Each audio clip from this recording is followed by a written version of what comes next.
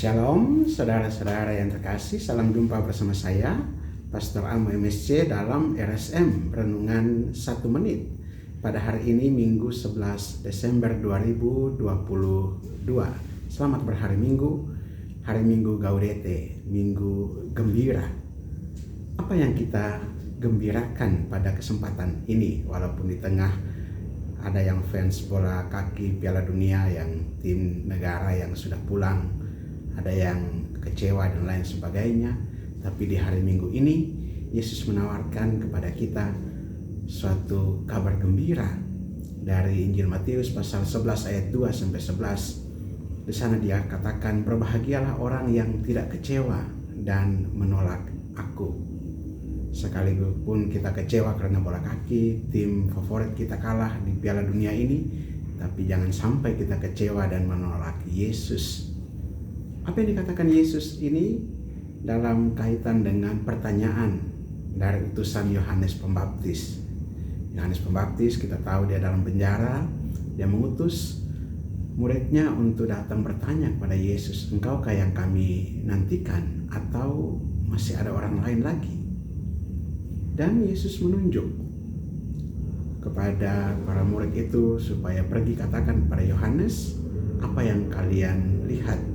Orang buta melihat, orang tuli mendengar, orang bisu berbicara, orang lumpuh berjalan, orang kusta menjadi tahir, orang mati dibangkitkan, dan kepada orang-orang miskin diberitakan kabar gembira. Dan berbahagialah orang yang tidak kecewa dan menolak aku. Ini suatu ungkapan atau pertanyaan dari Yohanes ini menjadi penting, karena masih segar dalam ingatan Yohanes dalam mempersiapkan jalan bagi Tuhan. Ada harapan bahwa Mesias yang akan datang itu, dia yang datang akan membaptis dengan api dan Roh Kudus, bahkan membakar habis.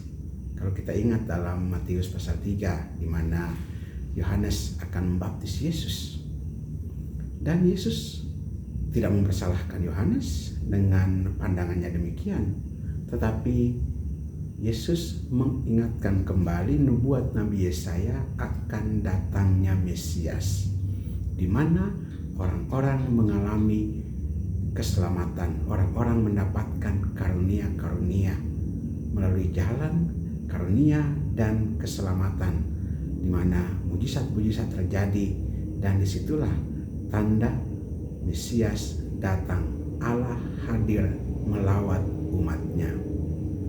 Kita akan mengalami atau sudah dekat dengan hari raya Natal menyambut kelahiran Yesus.